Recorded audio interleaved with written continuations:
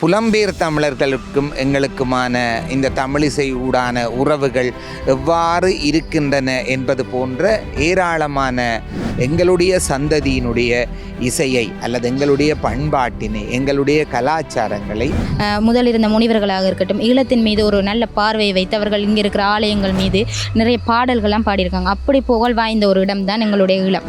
கர்நாடக சங்கீதம் என்பது அது உண்மையில் தமிழிசை சார்ந்தது அல்லது தென்னக இசை என்பதைத்தான் அது சுட்டி நிற்கின்றது. உண்மையில் இந்த துறையை படித்து ஒரு பட்டதாரியாக போகின்ற மாணவர்கள் வேறு துறைகளிலே சாதித்து கொண்டிருக்கின்றார்கள். போருக்கு பின்னரான 2009க்கு பின்னரான எங்களுடைய கலைகள் மிகவும் ஸ்ரீ காளிமாதா ஜோதிடம் உலக புகழ்பெற்ற ஜோதிடர் பண்டித் மகாராஜா. காதல், கல்யாணம், உத்தியோகம், வியாபாரம், கல்வி, குழந்தை பாக்கியம் மற்றும் மந்திர சூனிய பிரச்சனைகளுக்கு நிரந்தர தீர்வு. ஐபிசி தமிழ் உறவுகளுக்கு வணக்கம். மற்றும் ஒரு நிகழ்ச்சியின் வாயிலாக உங்களை சந்திப்பதில் மகிழ்ச்சி. உலக பண்பாட்டு உலக மாநாடு ஒன்று இடம்பெறப் போகின்றது. இதற்காக இது முதன்முறையாக ஈழத்தில் இடம்பெறப் போகுது. இதற்காக இசைத்துறையின் தலைவர் எங்களோடு இணைந்திருக்கின்றார். வணக்கம் சார். உலகம் முழுவதும் பறந்து வாழ்கின்ற தமிழ் சொந்தங்களுக்கும் ஐபிசி உறவுகளுக்கும் இனிய வணக்கங்கள். இந்த மாநாடு சம்மந்தமாக நீங்கள் கதைச்சிருக்கும் போது சொன்ன நீங்கள் இந்த மாநாடு முதன்முறையாக இங்கு இடம்பெறுது. இவ்வளவு காலமும் ஏன் இந்த மாநாடு இங்கே இடம்பெறலை? இந்த முதன்முறையாக இடம்பெறத்துக்கு முக்கிய காரணமாக இருக்கிற விடயம் என்ன சார்? உண்மையில் நான் பத்திரிகையாளர் சந்திப்பிலே கூறியது போல இந்த மாநாடு இதுவரை காலமும் நடைபெறாமல் இருந்தது என்பதை விடுத்து இப்பொழுது ஏன் இந்த மாநாட்டை நடத்துகிறோம் என்கின்ற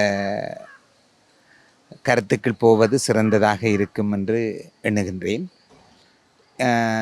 இதுவரை காலமும் கல்வி செயற்பாடுகள் அல்லது இசை கற்பித்தல் அல்லது ஆற்றுகைகள் சார்ந்த விடயங்களை முழுமையாக கவனம் செலுத்தி கொண்டு வந்த நாங்கள் இந்த மாநாட்டிற்கான ஏற்பாடுகள் பல தடவைகள் உருவாக்கப்பட்டும் அது கைகூடாமல் போயிருந்தன. இப்பொழுது அதற்கான சந்தர்ப்பம் எங்களுக்கு கிடைத்திருக்கின்றது. இதற்கான முழுமையான நிதி அனுசரணை கந்தையா கார்த்திகேஸ் நிதியம் என்று சொல்லப்படுகின்ற ஒரு அறக்கொடை நிதியத்தின் மூலமாக எங்களுடைய தமிழிசை வளர்ச்சிக்காக அந்த பணம் எங்களுக்கு வைப்பு செய்யப்பட்டிருக்கின்றது. அந்த பணத்தில் நாங்கள் இசைத்துறை சார்ந்த இசை மாநாடுகள், தமிழிசை மாநாடுகள், தமிழிசை அரங்குகள், தமிழிசை நூல்களை தொகுத்தல் அல்லது தமிழ் இசைக்கு தொண்டாற்றிய இசைக்கலைஞர்களுடைய படங்களை பெருப்பித்து இங்கே காட்சிப்படுத்துதல் போன்ற வேலைகளுக்காக அந்த நிதி ஒதுக்கப்பட்டுள்ளதால் இந்த மாநாடு கடந்த வருடத்திலே அதுக்குரிய திட்டமிடல் இடம்பெறப்பட்டு எங்களுடைய நாட்டின் சூழ்நிலை, பொருளாதார சூழ்நிலைகள் காரணமாக பிற்போடப்பட்டு இப்பொழுது அது நடத்துவதற்கான நேரம் கைகூடியிருக்கின்றது. அது சிறந்த முறையிலே நடாத்தை முடிப்போம் என்கின்ற நம்பிக்கையும் இப்பொழுது எனக்கு வந்திருக்கின்றது. ஏனென்று சொன்னால் எனக்கு மேலிடத்தில் உள்ளவர்களாக இருக்கலாம், பல்கலைக்கழக துணைவேந்தரோ, பீடாதிபதியோ அல்லது பதிவாளர், நிதியாளர், இப்படி எங்களுடைய அவர்களுக்கு கீழுள்ளவர்கள் அனைவரும், எங்களுடைய விரிவுரையாளர்கள் மற்றும் ஊழியர்கள் என்று சொல்லி எல்லோருடைய ஆதரவும் எனக்கு முழுமையாக கிடைக்கின்றபடியால் இந்த மாநாடு சிறக்கும் என்பதில் எனக்கு எள்ளளவும் ஐயமில்லை. உண்மையிலே எங்களுடைய இந்த மண்ணில், யாழ் மண்ணில் இப்படி ஒரு மாநாடு முதன்முறையாக இடம்பெறுறதுன்றது மிக மகிழ்ச்சிக்குரிய ஒரு விஷயம். ஏன்னு சொன்னால் எங்களுடைய யாழ்ப்பாணத்தில் இசை என்றது எந்த அளவுக்கு விரிவடைந்து காணப்படுதுன்றதை எல்லாருமே கண்கூடாக பார்த்து கொண்டு இருக்கிறாங்க. ஒவ்வொரு நிகழ்ச்சிகளிலேயும் எங்களுடைய இசை சார்ந்தோ நாடகம் சார்ந்தோ ஒவ்வொரு இசை நிகழ்ச்சிகள் அங்கே அரங்கேற்றி கொண்டே இருக்கின்றது. உண்மையிலே இந்த மாநாட்டுக்குரிய உண்மையான நோக்கம் என்ன? இது இந்த அடுத்த சந்ததிகள், இளைய தலைமுறைகள் இப்போது இருக்கிற மாணவர்களுக்கு இதை என்ன கடத்தும், எந்த விஷயங்களை கொண்டு போய் சேர்க்கும்? உண்மையிலே இந்த தமிழிசை ஆய்வு மாநாட்டின் எங்களுடைய இசைத்துறை நடாத்துகின்ற முதலாவது பன்னாட்டு தமிழிசை ஆய்வு மாநாட்டின் கருப்பொருளாக இருப்பது பன்முகப் பார்வையில் தமிழிசை. இந்த தமிழிசைக்கும் அது எவ்வாறான துறைகளுடன் தொடர்பு பட்டுள்ளது அல்லது அதனுடைய சிறப்புகள் என்ன, அதை எவ்வாறான கோணங்களிலே ஆய்வாளர்கள் அணுகுகின்றார்கள், புலம்பெயர் தமிழர்களுக்கும் எங்களுக்குமான இந்த தமிழிசை ஊடான உறவுகள் எவ்வாறு இருக்கின்றன என்பது போன்ற ஏராளமான அந்த ஆய்வாளர்களுடைய சிந்தனைகளை வெளிக்கொணர்வதாகத்தான் இந்த ஆய்வு மாநாடு அமைகின்றது. இதன் மூலமாக குறிப்பாக எங்களுடைய தமிழிசை உண்மையில் அப்போ சங்க காலம் முதலே ஈழத்து பூதந்தேவனார் என்று சொல்லப்படுகின்ற ஒரு புலவர் இருந்திருக்கிறார். அவர் காலம் முதல் கொண்டு அல்லது அதற்கு முன் கூட இருந்தே எங்களுடைய இசை தொடர்ச்சியான வளர்ச்சியை கண்டு வருகின்றது. இப்பொழுது கூட எங்களுடைய மண்ணின் குழந்தைகள் அல்லது எங்களுடைய வருங்கால சந்ததிகள் இந்திய தொலைக்காட்சிகளிலே போய் தங்களுடைய திறமைகளை வெளிக்காட்டுகின்றார்கள். அவை எல்லாவற்றையும் நாங்கள் மேலும் மெருகேற்றுவதற்காக அல்லது இது எங்களுக்கும் வெறுமனே இங்கே கல்வி கற்கின்ற அல்லது கல்வி கற்பிக்கின்ற விரிவுரையாளர்களுக்கும் மாணவர்களுக்குமான தொடர்பு அல்லாமல் எங்களுடைய சந்ததியினுடைய இசையை அல்லது எங்களுடைய பண்பாட்டினை எங்களுடைய கலாச்சாரங்களை நாங்கள் வெளி உலகத்திற்கு கொண்டு போக வேண்டிய தேவை இருக்கின்றது. உண்மையில் போருக்கு பின்னரான 2009ற்கு பின்னரான எங்களுடைய கலைகள் மிகவும் நலிந்த நிலையிலே காணப்படுகின்றன. உண்மையில் போர் நடந்து கொண்டிருக்கின்ற பொழுது கூட எங்களுடைய கலைகளில் எந்தொரு தொய்வும் இல்லாமல் அவர்கள் காப்பாற்றினார்கள். ஆனால் இப்பொழுது அதையெல்லாம் தாண்டி எங்களுடைய கலைகள் நலிவுற்றிருக்கின்றன. அதை நாங்கள் மீண்டும் புத்துயிர் பெற செய்ய வேண்டும். அதை எங்களுடைய அடுத்த தலைமுறைக்கு இவ்வாறான செயற்பாடுகள் எங்களுடைய மண்ணிலே நடந்தது என்பதை வெளிக்கொணர வேண்டும் என்பதுதான் மிக பிரதானமான நோக்கம். உண்மையிலே மிகச்சிறந்த ஒரு நோக்கத்தை கொண்டு நீங்கள் இந்த மாநாடை நடத்தி கொண்டு வாரீங்கள். ஆனால் தற்போதைய சமுதாயமும் சரி, இப்போது இருக்கிற சூழ்நிலையில் பார்த்தோம்னு சொன்னால் நிறைய மக்கள் வந்து எப்படின்னு சொன்னால் இப்போ இந்த கர்நாடக இசையை ரசிக்கிறதை குறைச்சி கொண்டு வராங்க. அவர்கள் தென்னிந்தியாவில் இருக்கிற படமோ இல்லை வேற ஒரு பாடல்களை கேட்டு ரசிக்கக்கூடிய விதங்கள் இப்போ கூடிக்கொண்டு வருது. ஆனால் அப்படி இருந்துமே எங்களுடைய இந்த யாழ் மண்ணில் கர்நாடக இசைக்கண்டே ஒரு தனி புகழ் பெற்ற ஒரு மண் இந்த மண். இங்கே கல்வி கற்கின்ற மாணவர்களுடைய இந்த கர்நாடகம் மீதான ஆர்வமாக இருக்கட்டும் இல்லை நடனத்துறையில் இருக்கிறவர்களுடைய ஆர்வமாக இருக்கட்டும், எப்படி இருக்குது ஒரு தலைவராக நீங்கள் சொல்லுங்கள்.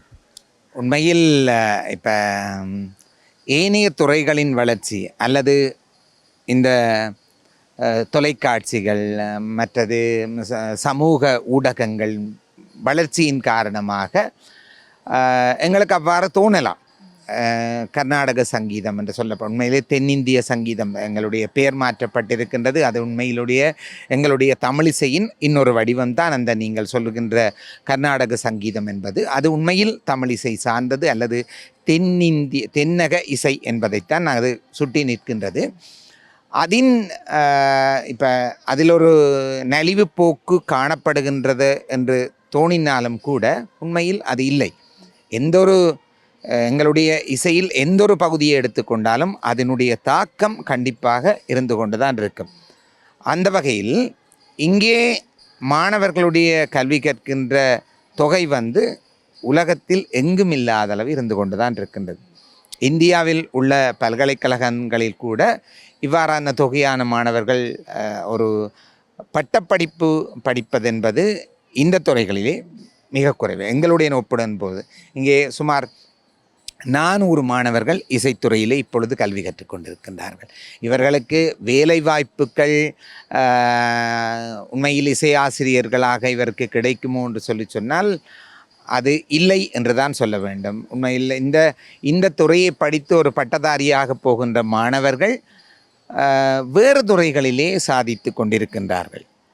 அதற்கேற்ற மாதிரியான இப்போ திருப்பி வரப்போகின்ற நாங்கள் தயாரிக்கின்ற பாடத்திட்டங்களில் அவற்றினையும் உள்ளடக்கியதாக அல்லது வேறு துறைகளுக்கு போகின்றவர்கள் தொழிற்கல்வியை நாடி செல்லக்கூடியதாக அல்ல, தங்களுடைய அரசாங்க வேலை என்பது இல்லாமல் தங்களுடைய திறமையின் மூலமாக அவர்கள் தங்களை வளர்த்து கொள்வதற்கும் அல்லது வருமானத்தை ஈட்டிக் கொள்வதற்குமான அடிப்படையிலான பாடத்திட்டங்கள் தான் நாங்கள் இனி தயாரிக்க இருக்கின்றோம். அதற்குரிய வேலைகள் நடந்து கொண்டிருக்கிறது. ஆகவே எங்களுடைய துறைகளை பொறுத்த மட்டில் மாணவர்களுடைய வருகையோ அல்லது கல்வியின் தரமோ குறைந்து கொண்டு போவது என்பதற்கு ஏற்றுக்கொள்ள முடியாது. நீங்கள் ஆரம்ப காலத்தில் பார்த்தீங்கன்னு சொன்னால் எங்களோட ஈழத்துக்கும் இந்தியாவுக்கும் இடையிலான உறவை இந்த இசையின் மூலம் தான் ஆரம்பித்தேன்னு சொல்லுவேன். நிறைய புலவர்களாக இருக்கட்டும், முதல் இருந்த முனிவர்களாக இருக்கட்டும், ஈழத்தின் மீது ஒரு நல்ல பார்வையை வைத்து அவர்கள் இங்கே இருக்கிற ஆலயங்கள் மீது நிறைய பாடல்கள்லாம் பாடியிருக்காங்க. அப்படி புகழ் வாய்ந்த ஒரு இடம் தான் எங்களுடைய ஈழம். இங்கே வந்து இப்போ இந்த யாழ்ப்பாணத்தை மட்டும் பொறுத்த மட்டும் மலைநாட்டில் இருக்கிற பிள்ளைகள் கல்வி கற்கக்கூடிய மாணவர்கள் வந்து இந்த கலையை ரசிக்கிறதாக இருக்கட்டும், அதன் மீது ஆர்வமாக இருக்கட்டும், கொஞ்சம் இப்போ தற்போது அதிக அளவாக இருக்குது. ஆனால் எங்களுடைய பிரதேசத்தில் இருக்கிற மாணவர்களுக்கு வந்து அது குறைவான தன்மையில் இருக்குதுன்ற ஒரு செய்தி ஒன்று இருக்குது. அதை நீங்கள் எப்படி பார்க்குறீங்க? இல்லை, இதுவும் ஏற்றுக்கொள்ள முடியாதது. உண்மையில் இங்கு உள்ள மாணவர்கள் குறைய, அங்கு உள்ள மாணவர்கள் கூட, அல்லது அங்குள்ள மாணவர்கள் கூட இங்குள்ள மாணவர்கள் குறைய என்ற பாகுபாடுகள் இங்கு மிக குறைவாகத்தான். ஒவ்வொரு வகுப்பிலும் நாங்கள் எடுத்து பார்க்கின்ற பொழுது பரந்துபட்ட ரீதியில் இலங்கையின் பல பாகங்களிலிருந்து இங்கே வந்து மாணவர்கள் படிக்கின்றார்கள். அவர்களுடைய பெறுபேறுகளின் அடிப்படையிலோ அவர்களுடைய ஆற்றுகையின் அடிப்படையிலோ பார்க்கின்ற எல்லா வகை மாணவர்களும் எல்லா இடத்திலும் இருக்கின்றார்கள் என்பது தான் உண்மையான கருத்து. சில வகுப்புகளில் மலையகத்து மாணவர்கள் பரீட்சை பெறுபவர்கள் சிறந்தவர்களாக இருப்பார்கள்.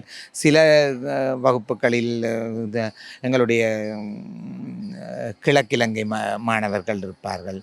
சில இடங்களில் யாழ்ப்பாணத்து மாணவர்கள் இருப்பார்கள். சில இடங்களில் வன்னி மாணவர்கள். அப்படி எல்லா வகையான மாணவர்களுமே எல்லா வகுப்புகளிலுமே இருக்கின்றார்கள்.